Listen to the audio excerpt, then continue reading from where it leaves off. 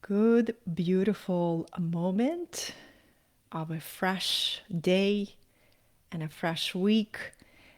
Dear friends and dear community, I felt really guided to bring this encouraging message and a reminder that we can have a new relationship with change.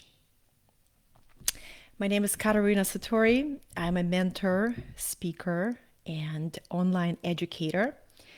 And I have deep passion for understanding how can we utilize all the opportunities that change brings to our door, and how we can develop true inner mastery to become still when things become stormy, and not to lose our center, but to welcome everything with an open heart and a clear mind. So recently I was contemplating on the power of change, because the only constant reality is that we are in the dance with non-stop change. This is a true understanding when you are on this path of self-discovery, transformation, right? Wanting to unlock your divine potential. You begin to transform your understanding of the power of change, why it comes into our lives. And so many people are going through making big decisions or looking for new ways of expressing themselves in the world, new places to live, new way of approaching their business.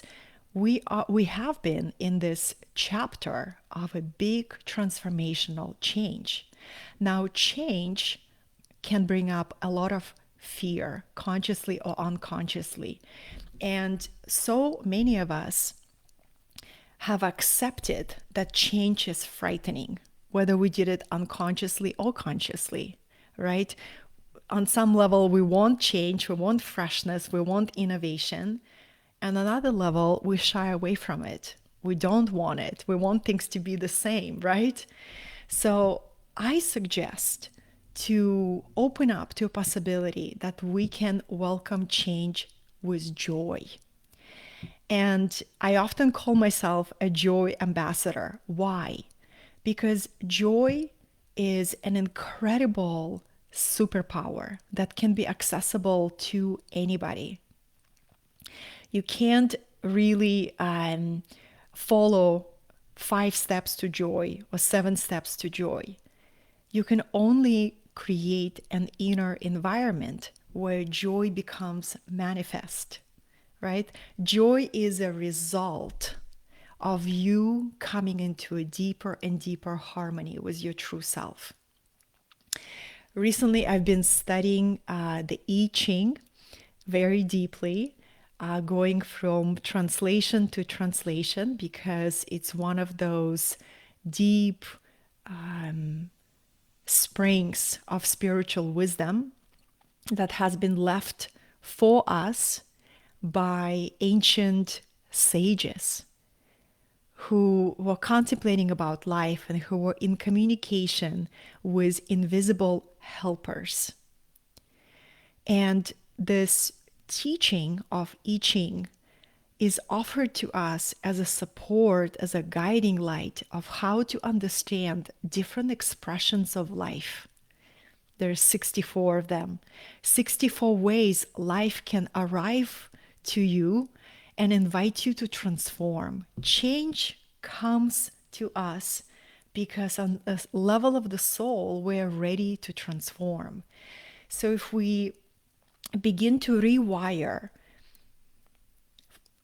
how we have a relationship with change, from change is something frightening, change is something destabilizing, change is something that I get to prepare for and like be in contraction, versus change is here for evolution.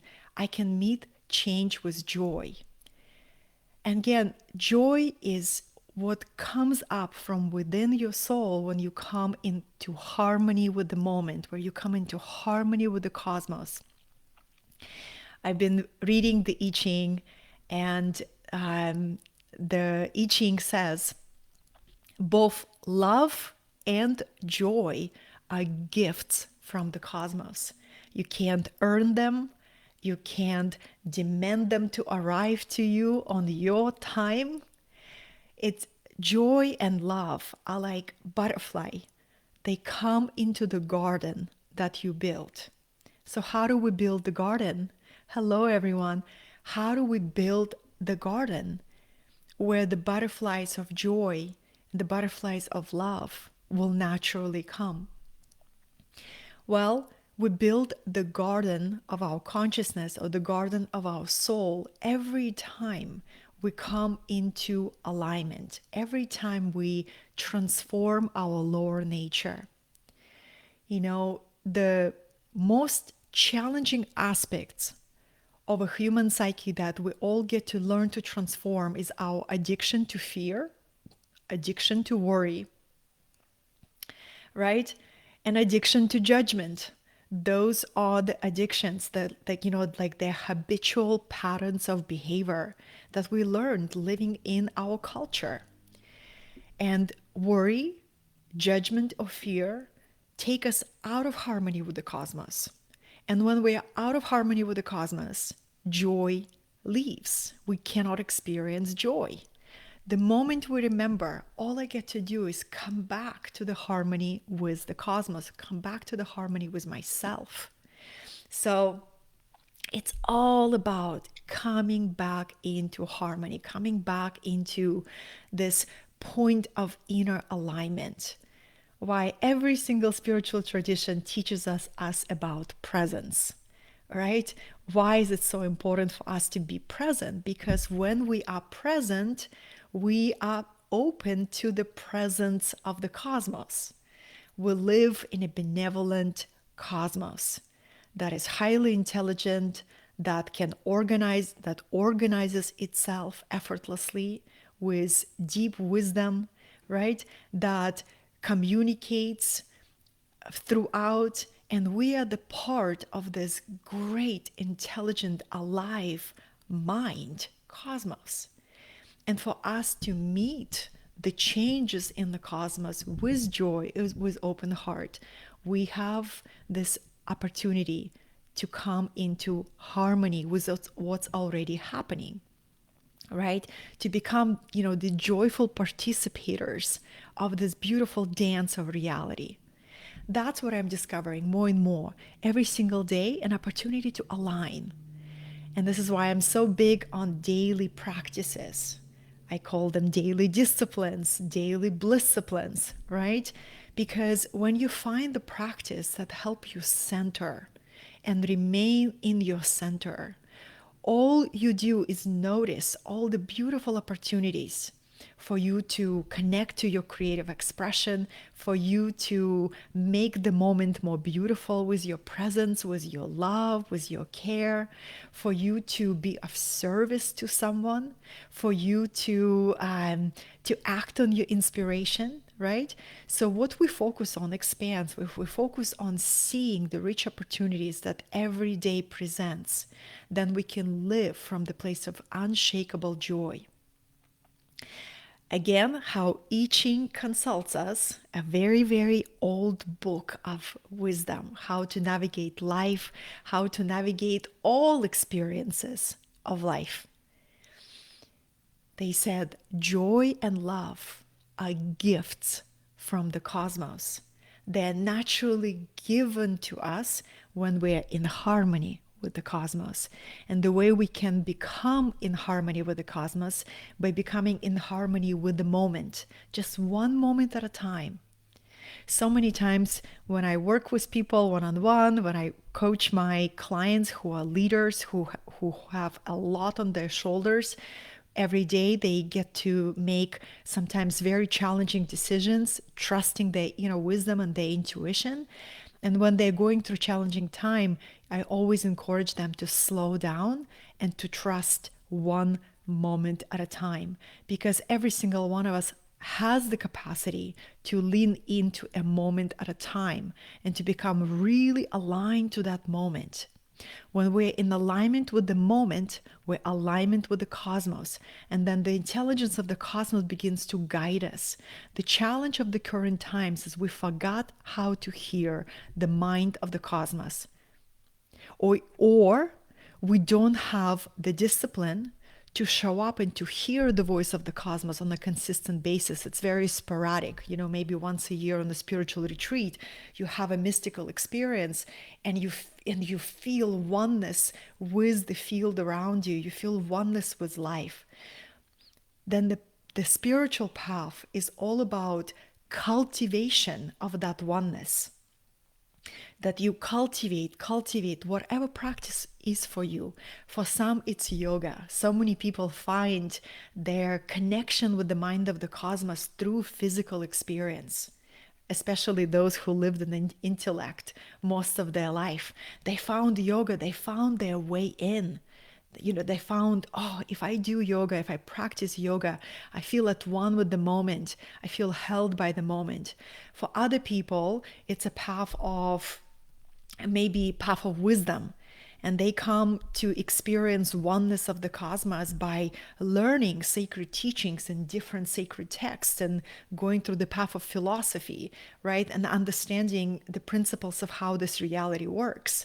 And they go through the path of the wisdom of the mind to feel connected to the cosmos. We all have our different way. Recently, for me, the number one practice that has been helping me stay deeply aligned and not break that connection with the cosmos is breath work. And I become like a breathwork ambassador. Every class that I teach has a component of why the breathwork is so powerful, because breath is the bridge between dimensions. And we're all multidimensional beings, temporally existing in the human form. Our soul is stationed in the other planes of existence, right? Only part of our soul is able to incarnate in the body. And the more we create space on the body, the more we clear the lower self, our higher self can actually anchor in and come into the body.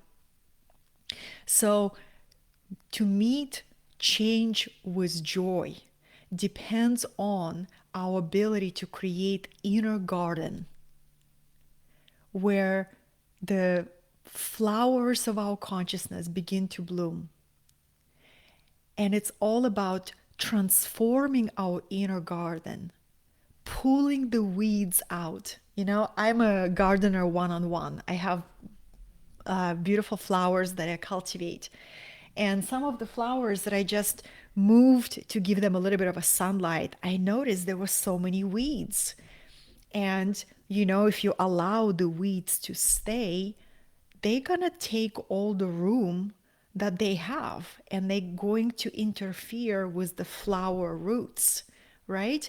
It's the same thing with our psyche, with our mind. If we don't prune or weed the negative thoughts and worry and fear and collective ego and everything that we're impacted by, those negative energies will spread like the weeds. So we get to become the gardeners of our mind, of our life, of our emotions. Looking at our lower self, we all have it, and transforming it like an alchemist, right? Transforming it, and knowing that the more of our lower self we transform, 3 qualities of the lower self: fear, pride, and self-will.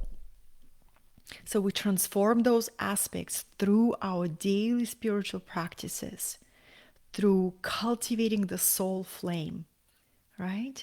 The soul connection gets to be cultivated every single day until it becomes such an organic pulse of your heart that you never break connection with your soul. It becomes a flame that guides your life. It becomes a flame that warms your heart when it begins to close down. One thing that I wish more people understood that you can't avoid your heart closing down. There will be moments and days and hours where your heart will suddenly go cold, and you will feel separated from life. You will feel separated from your creativity. You feel isolated and alone and oppressed by your lower self. You get to be ready for that moment. And the way you get ready for that moment is you look for the practices that help you open your heart back up. Because your heart has this ability to open and to close, to open and to close, to open and to close. And you, as a spiritual practitioner, you choose to notice when your heart suddenly goes cold for whatever reason. We have plenty of them.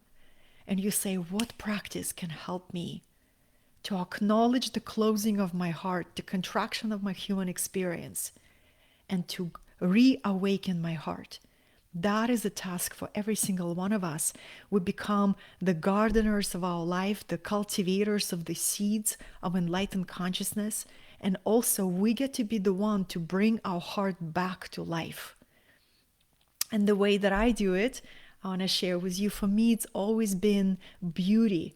Beauty reawakens the heart.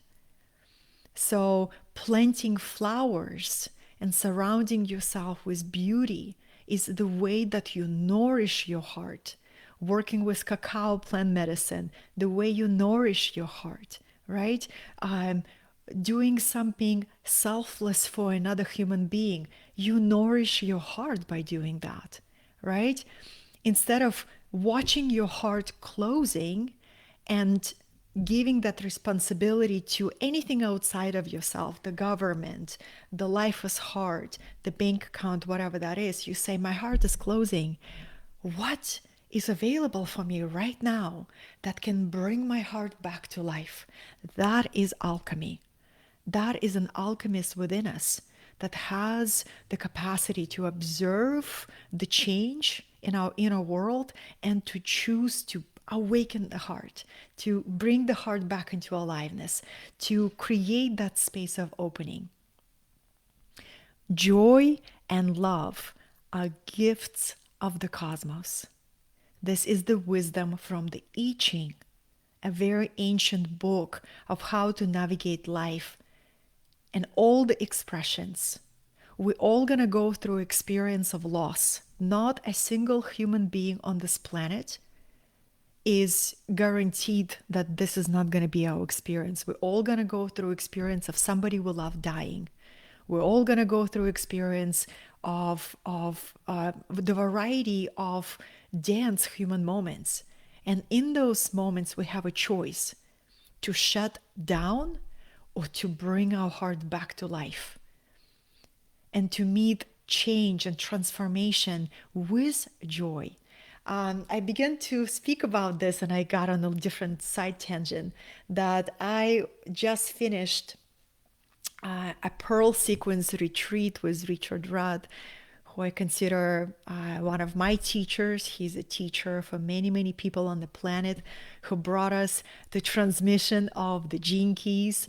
And one of the co-facilitators there, she said, Tamaya is her name. She said, imagine that we can meet change with joy. We know how to meet change with fear. We know how to meet change with worry. We know how to meet change with anxiety. It's an old curriculum. A new opportunity is to learn to meet change with joy. And the key to joy is acceptance and surrender. Both are mystical abilities of our soul, because acceptance is where is your willing opening. This experience is here, and because it's here, it's because it has a possibility to transform my consciousness. That's acceptance. Instead of why this experience is here and why it's me and why do I have to deal this again? Experience is here because it's for you to find the gift of this experience, right? So you begin to open up spaciousness in your heart to interact with your reality from this space of acceptance. Surrender is a mystical superpower because surrender is a very alert, curious participation with what's happening exactly here and right now. And surrender, in a mystical sense, is where you see that you're co creating with the cosmos. You know the cosmos as a benevolent intelligence. You know it's here to conspire in your favor. It's here to help you grow and expand and open your wings. That is your inner attitude that only you can cultivate. And that inner attitude naturally comes when you make time to meet the mind of the cosmos, to be with the unified field, to be with the universe in a very direct way, right? This is the essence of why spiritual practices are the cornerstones for the right relationship with life. And I desire to to plant these seeds of encouragement that every time you create the space to be with the universe, to be with the cosmos, I call it Divine Mother. Maybe that's not your language, and that's all right. Be with one power of love. Every time you create the time to be with that energy in a very direct way, you invite grace into your life. Every time you liberate space around your heart, you let go of worry, you let go of fear, you create space. And when you create space, grace feels it. The beautiful miracles come into your heart.